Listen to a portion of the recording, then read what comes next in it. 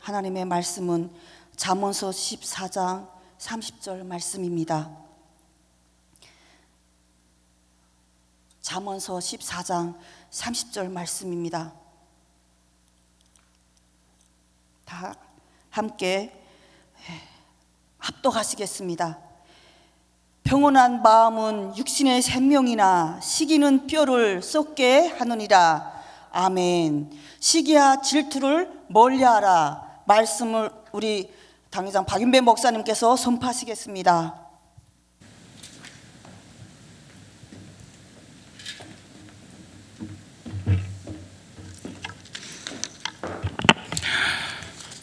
잠언 14장을 보았는데요.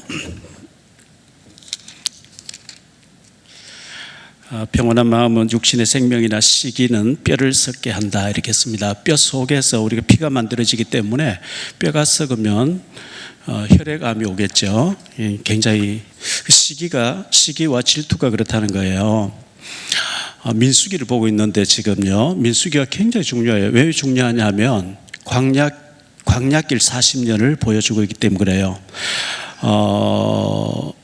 사도행전 7장 38절에 보면 광야교회라고, 우리 교회 생활할 때 광야교회가 언제는 복을 받았고 언제는 실패했는지 본보기로 삼으라고 기록하고 있거든요. 그래서 이 민수기가 광야 40년을 보여주기 때문에 우리 인생 40년 일생 동안 살아가면서 신앙생활, 교회생활 어떻게 해야 되는지 민수기가 잘 보여주고 있어요. 그래서 굉장히 민수기를 중요하게 우리가 봐야 되는데, 지난 주일 그 민수기 11장까지 말씀드렸잖아요.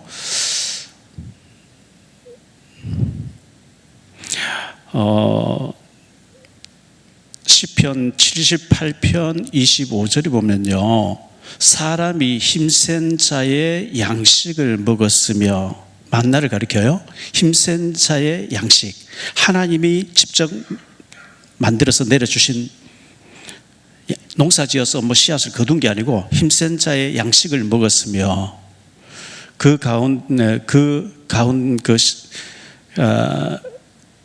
식물을 충족히 먹었다. 출애굽기 16장 31절에서는 꿀 섞은 과자 같았더라. 꿀맛이었다 그랬어요. 와, 이렇게 맛있는 음식이 다 있을 수 있냐. 근데 2년 동안 먹다 보니까 지금 민수기 11장에서 고기 내라 할 때 2년 2개월 지났다 그랬거든요. 기름 섞은, 민수기 11장 8절에 기름 섞은 과자 같다. 그 만나가 변한 게 아니고 지금 마음 상태가 변한 거죠. 그러면서 이 하찮은 음식을 우리 싫어한다. 하나님이 힘센 자의 음식을 하나님 내려주신데 하찮게 보이는 거예요. 이게 이제 죽는 길이죠. 망하는 길이죠.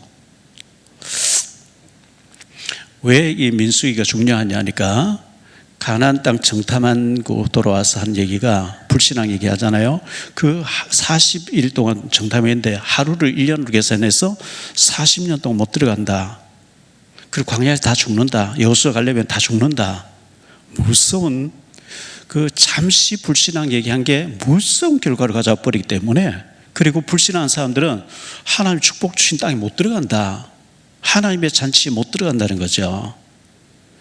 그래서 오늘 민수기를 보니까 13장, 내일 금요일 날 모레 14장 다 봐야 되는데 그 부분이 너무 중요하기 때문에 그 부분은 주일날 13장, 14장을 보도록 하고, 지난 주일 오후 예배 때 민수기 12장 가지고 미리암과 아론이 모세를 비방했다는, 나병에 걸렸던 그 부분을 좀 더 생각하면서 오늘은 시기와 질투를 멀리하라.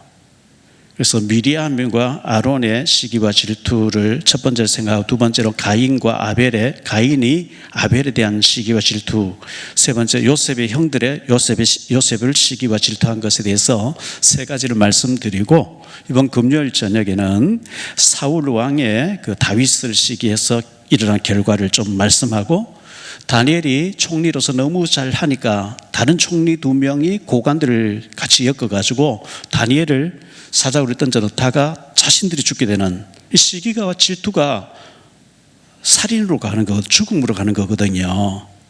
모르드게가 하만 총리가 모르드게를 이제 시기질투하는 이런 부분들을 금요일 전에 좀 생각하고, 민수기 13장, 14장은 민수기 중에서도 제일 중요하게 우리가 봐야 되는 부분이라 주일날 좀 생각하도록 그렇게 하겠습니다.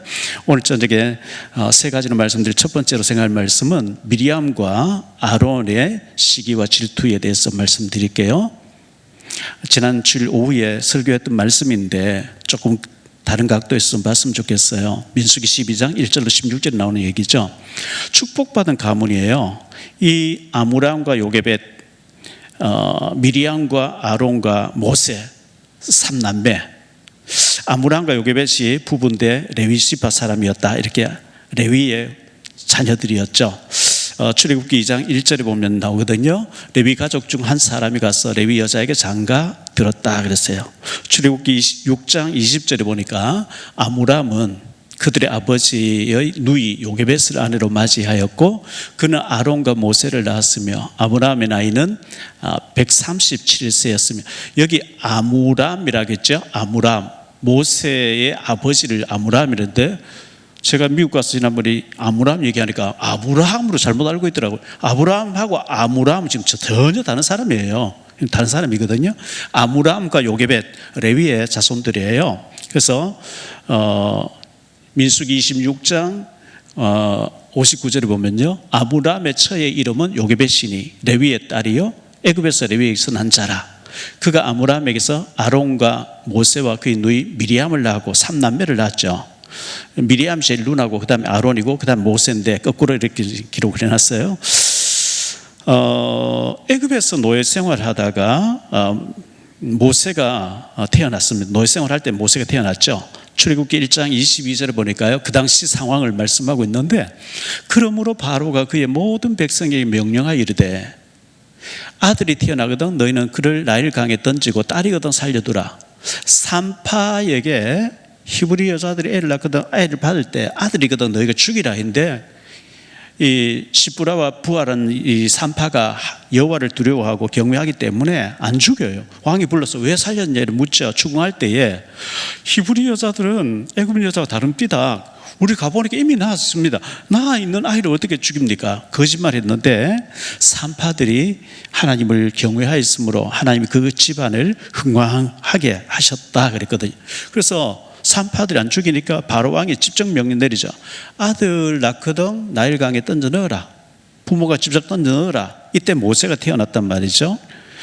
자, 이때 모세가 태어났는데 미리암의 역할이 중요하게 나와요. 출애굽기 2장 1절로 10절에 보면 미리암의 역할이 나오는데요, 레위 가족 중 한 사람이 가서 레위 여자에게 장가들여 그 여자가 임신하여 아들을 낳으니 그가 잘생긴 것을 보고 석 달 동안 그를 숨겼으나 더 숨길 수 없게 되매 그를 위하여 갈대 상자를 가져다가 역청과 나무 진을 칠하고 아기를 거기 담아 나일강과 갈대 사이에 두고 그의 누이가 어떻게 되는지를 알려고 멀리 섰더니 바로의 딸이 모욕하러 나일강으로 내려오고 시녀들은 나일강가를 거닐 때에 그가 갈대 사이에 상자를 보고 시녀를 보내어 가져다가 열고 그 아기를 보니 아기가 우는지라 그가 그를 불쌍히 여겨 이르되 이는 히브리 사람의 아기로다. 그의 누이 미리암이죠. 그의 누이가 바로의 딸에게 이르되 내가 가서 당신을 위하여 히브리 여인 중에서 유모를 불러다가 이 아기에게 젖을 먹이게 하리이까? 바로의 딸이 그에게 이르되 가라 하매 그 소녀가 가서 그 아기의 어머니를 불러오니 바로의 딸이 그에게 이르되 이 아기를 데려다가 나를 위하여 젖을 먹이라. 내가 그 삭슬 주리라. 여인이 아기를 데려다가 젖을 먹이더니 그 아기가 자라매 바로의 딸에게로 데려가니 그가 그의 아들이 됐다. 이 모세가 친어머니 요게벳의 젖을 먹는 그 공주 사이에 역할한 것이 틀림없죠. 미리암이 모세를 업어 키워준 것도 틀림없고요, 역할한 것은 틀림없는데 출애굽기 15장 20절로 21절에 보니까요, 아론의 누이 선지자 미리암이 모세 때문에 이 미리암이 선지자, 여자 선지자로 활동하고 있어요. 아론의 누이 선지자 미리암이 손에 소고를 잡으며 모든 여인도 그를 따라 나오며 소고를 잡고 춤을 추니 미리암이 그들에게 화답하여 이르되 너희는 여호와를 찬송하라. 그는 높고 영화로우심이요 말과 그 단자를 바다에 던졌었음이라 했더라. 미리암 뭐 한 일이 없어요. 홍해 갈라지고 모세가 출애굽기 15장 1절로 18절 동안 찬송하고 난 뒤에 미리암이 속옷치면서 모세를 이어서 하나님께 찬송했다, 그밖에 기록이 안 돼 있어요. 모세 혼자 엄청난 일을 해야 되니까 하나님께서 모세 못하겠습니다 못하게 하니까 그의 형 아론하고 누나 미리암을 협력자로 동력자로 붙여주셨어요. 미리암을 선지자라 그리고 아론은 제사장으로, 모세가 너무 힘든 일을, 엄청난 일을 해야 되니까 옆에 붙여준 거거든요. 근데 미리암이 또 아론이 동생이 너무 귀하게 쓰임받는 것에 대해서 시기 질투심으로 이렇게 꽉 차 있었어요. 모세의 약점이 딱 보이니까 그걸 가지고 바로 막 비난하기 시작했거든요. 미리암과 비방함과 나병에 대해서 나오죠. 미리암이 모세를 비방했는데 나병이 걸렸다는 얘기가 민수기 12장 1절로 16절에 나옵니다. 그래서 민수기 12장 1절에 보면 모세가 구스 여자를 취하였더니, 모세가 아마 새벽에 만나를 거두려고 나갔는 것 같은데 이제 날이 이제 막 훤하게 어둡다가 어둠이 걷히고 할 때에 구스 여자는 흑인 여자예요. 까만 여자거든요. 근데 아마 이쁘게 보였나 봐요. 구스 여자를 취하였으므로 미리암과 아론이 모세를 비방했다. 이 미리암이 모세 동생, 내가 정말 동생을 아끼기 때문에 하는 얘기인데, 그 시보라가 믿음 없어 너 얼마나 힘들었냐, 너 얼마나 스트레스 받았냐. 그런데 많고 많은 히브리 여자들 있는데 왜 저 흑인 여자를 또 너가 취해서 또 여름 나가려고, 이러면 동생을 정말 위해서 하는 얘기 맞죠. 그런데 구스 여자 딱 취하니까 비방했다는 거예요. 시기 질투로 꽉 차 있었다는 거거든요. 나병이 들게 했어요. 너희가 어찌해서 내 종 모세 비방하기를 두려워하지 않느냐. 하나님 그렇게 말씀하시고 떠나셨는데 민수기 12장 14절에 보면요, 여호와께서 모세에게 이르시되 그의 아버지가 그의 얼굴에 침을 뱉었을지라도 그가 이래 동안 부끄러워하지 않겠느냐. 그런즉 그를 진영 밖에 이래 동안 가두고 그 후에 들어오게 할지라. 이래 동안에는 안식일이 끼어 있어요. 안식일을 지키지 못하게, 다시 말하면 예배 안 받겠다는 거. 하나님께서 미리암에게 예배를 안 받겠다. 모세가 살려달라고, 낫게 해달라고 막 기도하니까 하나님이 낫게 해주셨는데 일주일 동안 나병으로 가둬놓고 나오지 못하게 해라, 이렇게 했습니다.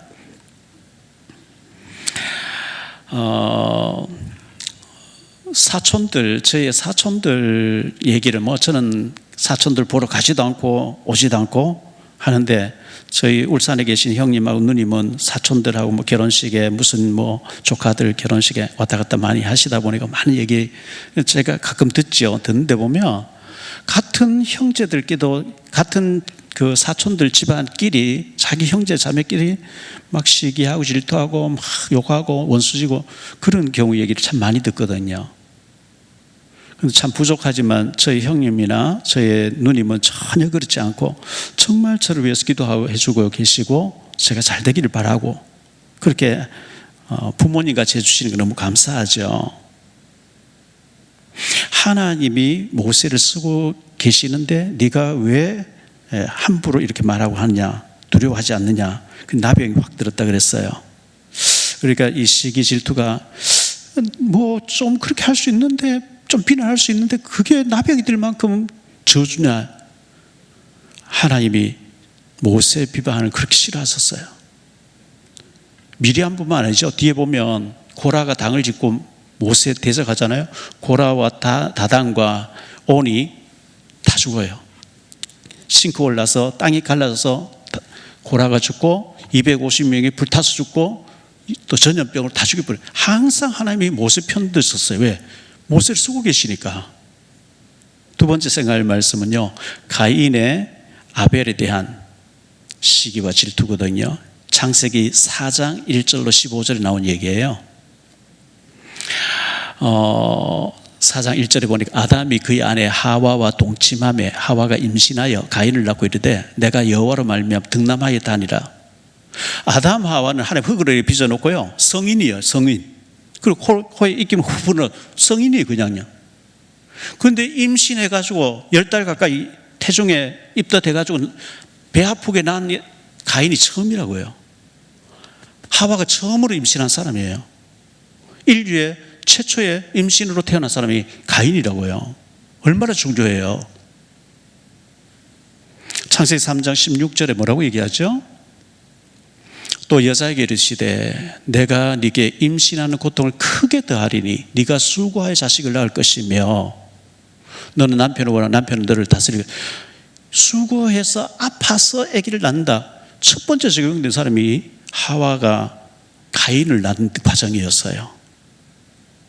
아담 하와는 성인으로 만들어졌고 하나님이 흙으로 갈비뼈 취해가 성인으로 지었는 거고, 임신해서 첫 번째 태어난 사람이 가인인데 이 가인이 축복을 못 받아요. 자, 지금 아마 그 윤석열 대통령 과천 의왕에 있는 구치소에 계시는데, 제가 의왕에 예배드리러 구치소에 갈 때마다 그 들어간 입구에 버스를 쫙 대놓고 막 양쪽에 막 현수 막 쫙 해놨는데 윤석열 대통령 힘내십시오, 우리가 있습니다, 막 존경합니다, 사랑합니다, 윤석열 어게인 막 온갖 거 다 붙어 있어요. 그게 됩니까, 어게인이? 그럼 역사가 다 뒤집어져야 되는데 말이 안 돼. 거기다가 뭐 한학자요, 독생녀, 한학자, 무죄, 막 참 어머니 석방하라고 온갖 플랜카드 다 붙어 있고, 그 유튜브 하는 사람들 막 그 바리케이드 서놓고 막 있어요. 대통령으로 잘 나가던 사람이 독방에 갇혀 있는 거 얼마나 힘들겠어요. 재벌이 잘 나가다가 감옥 가서 얼마나 힘들겠어요. 에덴 동산에 너무 아쉬운 것이 전혀 없고 아픈 것이 없고 고통이 전혀 없는 에덴 동산에 하나님과 더불어 살던 아담 하와가 쫓겨나와서 가시원건기가 나고 얼마나 힘들었을까요? 그것을 체험했던 이 아담 하와가 가인에게, 우리가 원래 에덴 동산에 살았거든, 선악과 먹으면 안 되는데 우리가 하는 말씀 먹이고 마귀에게 속아서 뱀에게 속아서 선악 다 먹고 쫓겨났거든. 그런데 여자의 후손이 오신다 했고 마귀의 머리, 뱀의 머리 박살낸다 그랬고 가서 옷이 입혀주셨어. 그 얘기하는데 가인은 안 받아요. 아벨은 그걸 받아요. 복음을 받지 아니하는 가인, 복음을 받지 아니하는 가인이에요. 다른 건 뭐 우리가 음식을 싫어하면 안 받을 수도 있고 뭐 선물 싫어하면 안 받을 수도 있고 뭐 하게 할 텐데, 복음을 안 받는 거 이건 저주거든요.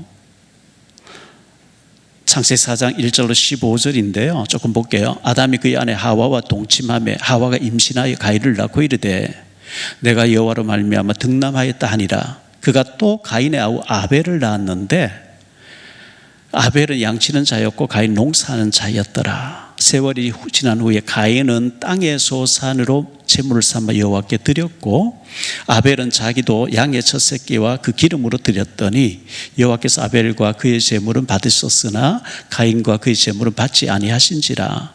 가인이 몹시 분하여 안색이 변하니 여호와께서 가인에게 이르시되 네가 분하여 하면 어찌 됨이며 안색이 변하면 어찌 됨이냐. 네가 선을 행하며 어찌 낯을 들지 못하겠느냐. 선을 행하지 아니하면 죄가 문에 엎드려 있느니라. 죄가 너를 원하나 너는 죄를 다스릴지니라.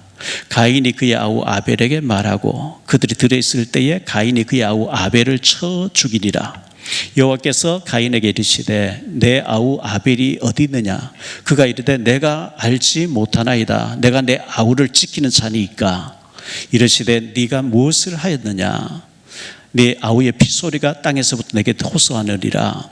땅이 그 입을 벌려 내 손에서부터 내 아우의 피를 받았은즉 네가 땅에서 저주를 받으리니 내가 밭을 갈아도 땅이 다시는 그 효력을 내게 주지 아니할 것이요 너는 땅에서 피하며 유리하는 자가 되리라. 가인이 여호와께 아뢰되 내 죄버린 자치기가 너무 무거우니이다.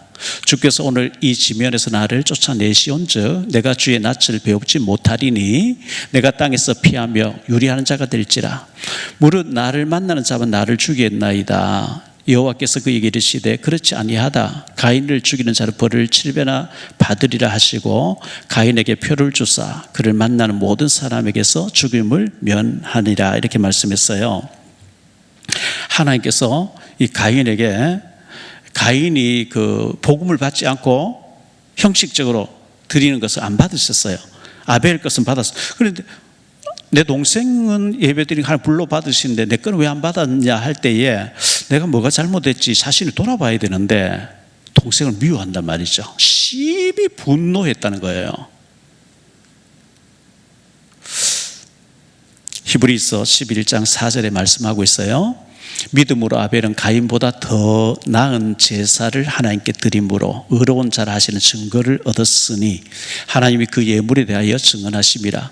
그가 죽었으나 그 믿음으로서 지금도 말하느니라.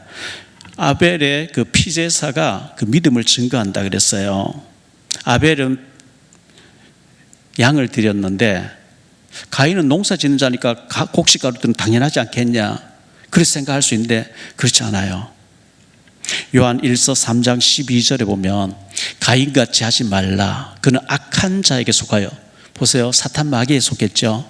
구원 못 받았다는 거예요. 악한 자에게 속하여 그 아우를 죽였으니 어떤 이유로 죽였느냐. 자기의 행위는 악하고 그의 아우의 행위는 의로움이라. 지인데 문제가 있는데 동생을 죽여요. 집안에서 죽이면 안 될 것 같으니까 들에 일하러 가자 해놓고 부모 몰래 데려나가서 들에서 죽였다. 유다서 1장 11절에 보니까요, 화 있을진저 이 사람들이여 가인의 길에 행하였으며. 가인 저주받았어요. 이 시기와 질투는 질투가 살인을 가져와요.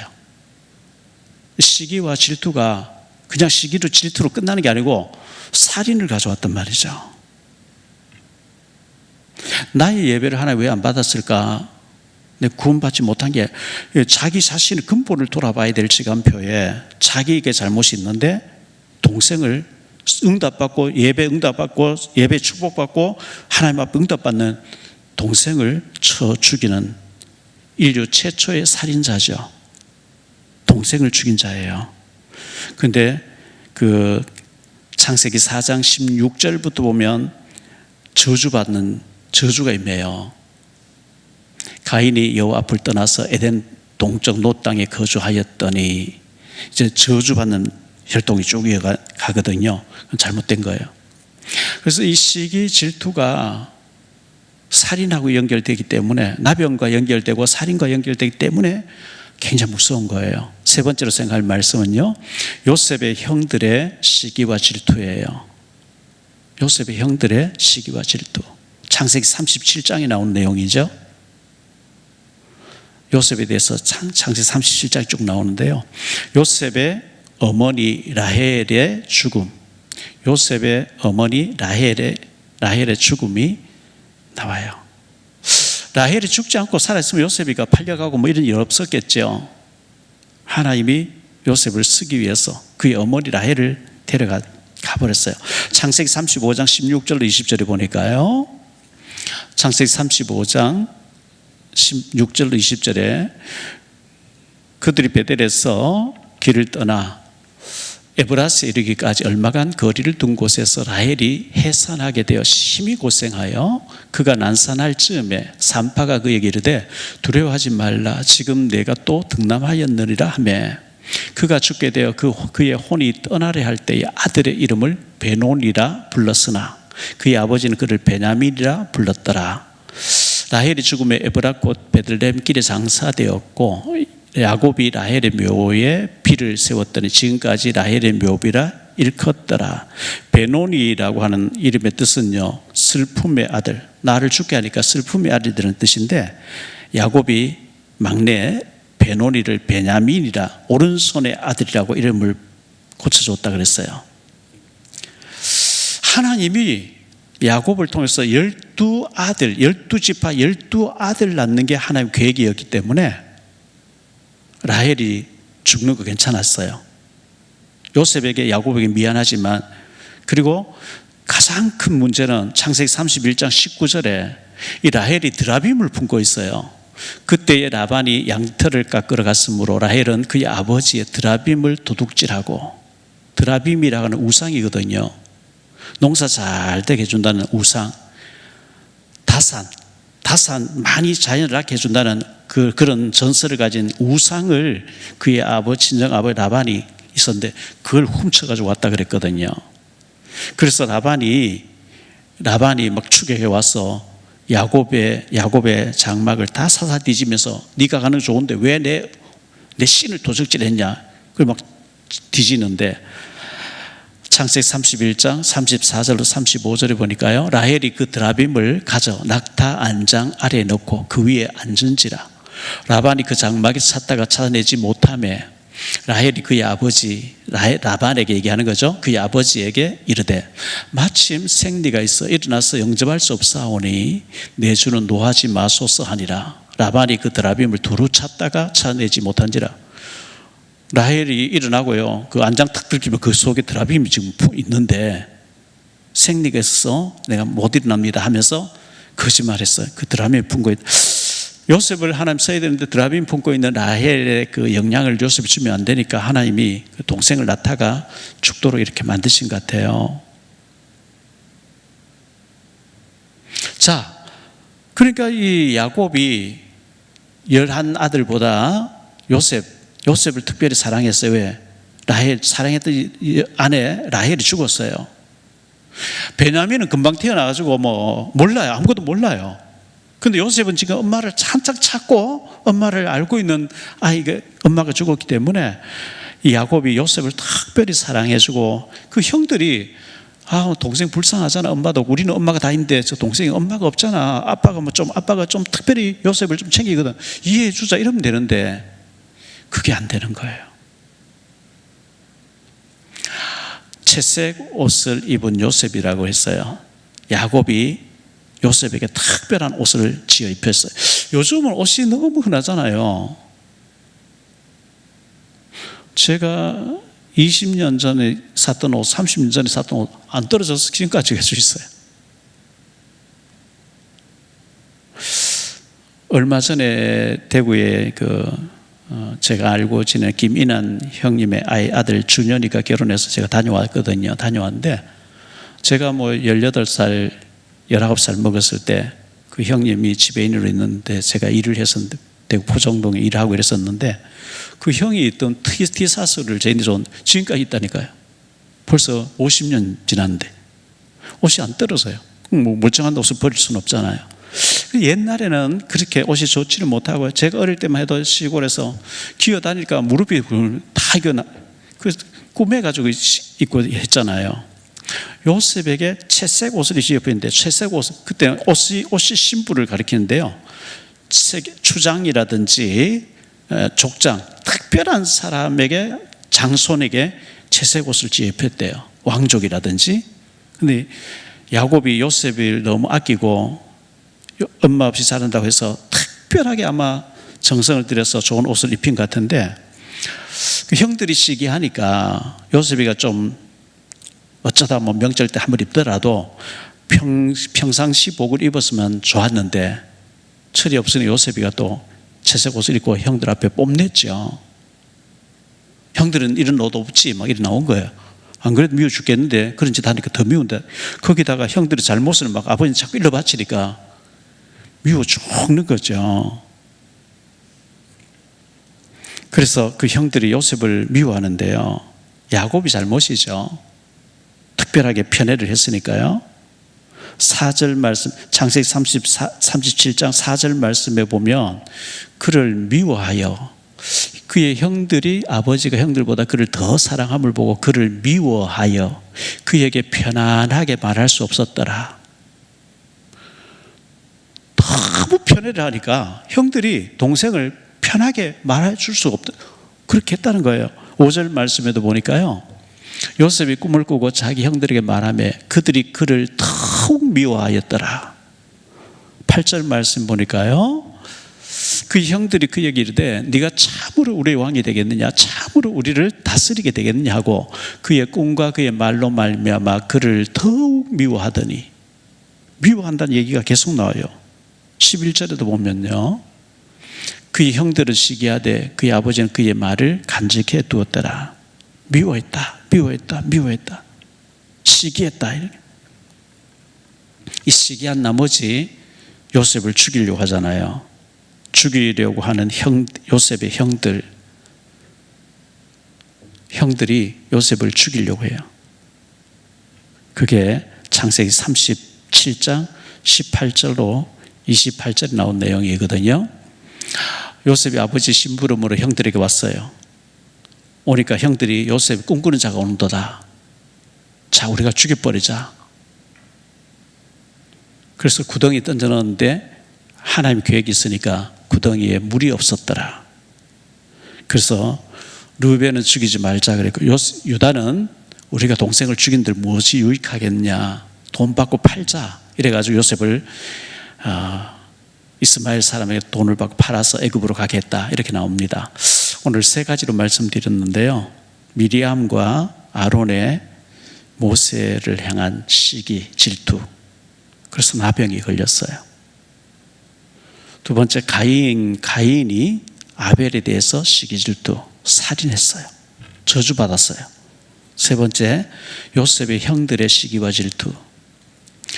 요셉의 형들이 요셉을 시기 질투하는데 요셉이가 총리 돼버리니까 더 이상 질투해서 안 통하는 거죠.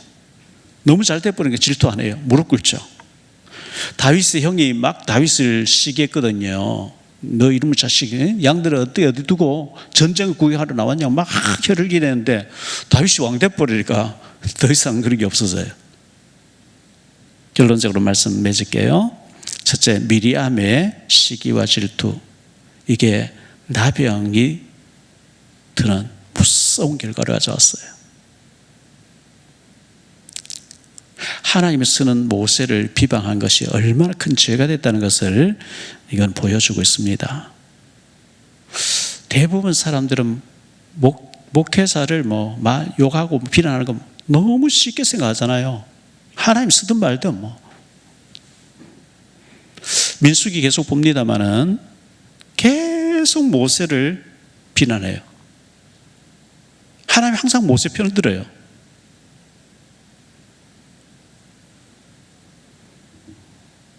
모세를 계속 흔들죠. 모세, 네가 어째서 우리를 끌어냈냐? 왜 죽이려고 우리를 광야에서 죽게 데리고 나왔냐?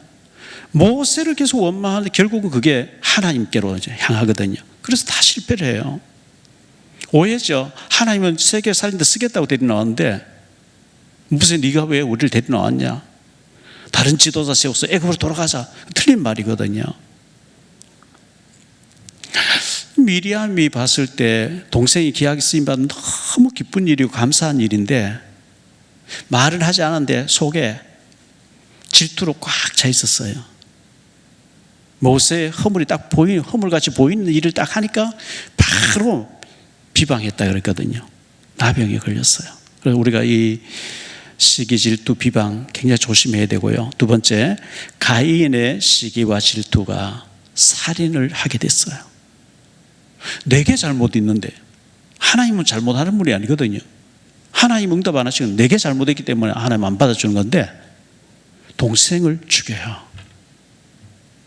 얼마나 이게 악한 영의 배후의 사건이겠습니까? 하나님이 아시니까 죄의 소원은 네게 있지만 너 죄를 지면 안 돼. 죄를 다스려.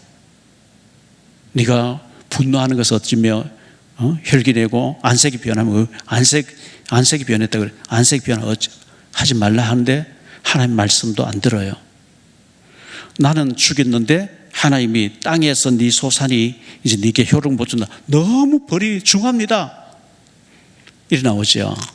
자, 나를 만난 사람이 이제 나를 죽이려고 할 텐데요. 아니다. 내가 네게 표를 주겠다. 여기서 단순하게 생각하는 사람은 가인하고 아벨밖에 없는데 아벨이 죽었는데 다른 세계, 하나님 만든 세상이 아닌 다른 세계에 사람이 있었던 게 아니냐?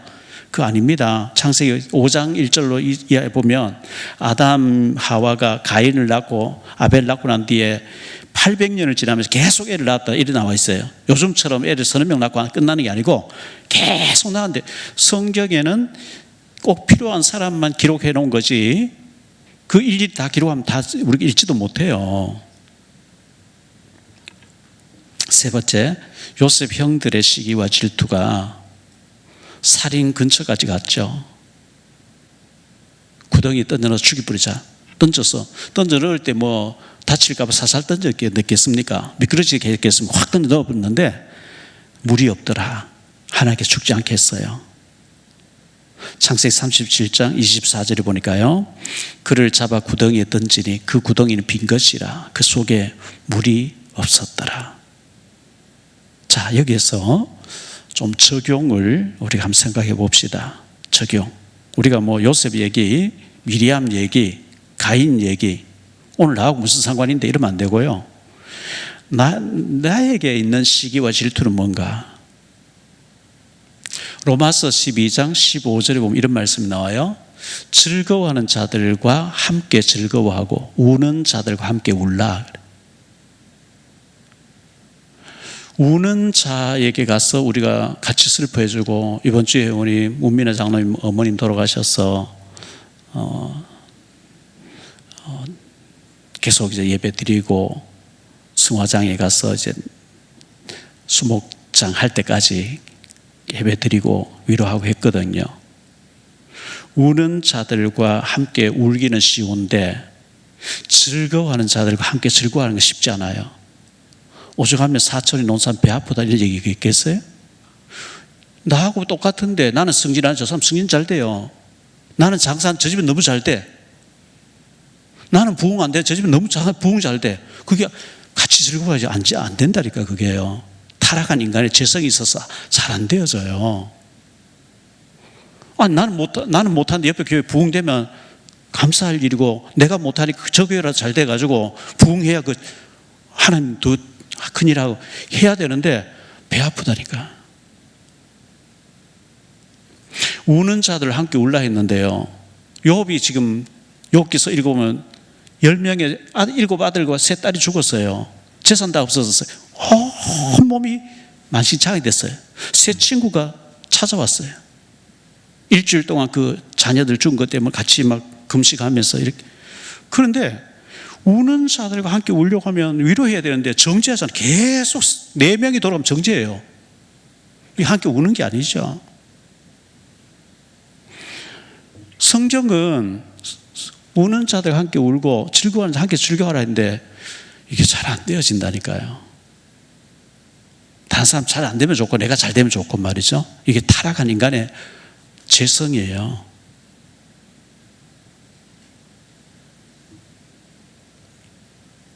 나에게 시기 질투는 어떤 것이 남아있냐? 정말 내 가족들, 내 사촌들, 내 가까운 사람 잘 되는 걸 기뻐하고 있냐? 나는 안 되는데 정말 저 사람 잘 되는 기뻐하고 있냐? 정말 어려움 당한 사람을 내 슬픔같이 내가 정말 슬퍼하고 울고 같이 울어주고 있냐? 좀 돌아봐야 되겠고요. 시기 질투가 아무것도 아닌 것 같은데 이게 무서운 결과를 가져왔어요. 나병이 들죠. 살인 가져오죠. 죽이려고 또 던져넣기도 하고 막 팔아버리고, 인신매매 팔아버리고, 두 번 다시 안 보겠다는 거죠. 꼴 보기 싫은 거 없애버려라. 영원히 안 보겠다고 팔았는데 하나님 총리되게 해놓잖아요. 이게 시기 질투 아무것도 아닌 것 같은데 사탄의 통로가 되어지기 때문에 굉장히 우리가 조심해야 되겠고요. 가능하면 하나님의 마음을 갖도록, 너희 안에 이 마음을 품으라 그리스도 예수의 마음이니, 빌립보서 2장 5절 이하에 나오잖아요.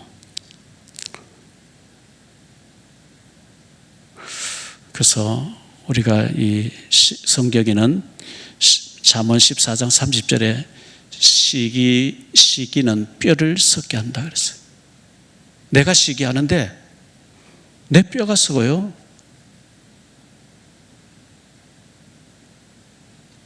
내 건강을 내가 해치는 거죠. 뼈 속에서 건강한 피가 만들어져서 우리 몸을 건강하게 하는데 내가 시기하는데 뼈가 썩으니까 혈액이 썩으니까요. 온몸에 병이 다 오는 거예요. 시기와 질투가 일어날 때마다 하나님, 제게는 왜 이렇게 예수님 마음이 안 되고 타락한 성품으로 남을 시기하고 질투하고 정죄하는 게 자꾸만 생깁니까? 하나님 저를 고쳐주세요. 즐거워하는 자들과 함께 즐거워하고 우는 자들과 함께 울 수 있는 그런 예수님의 성품을 닮게 해달라고 기도하는 우리 모두가 되시기를 바랍니다. 찬송 부르겠습니다.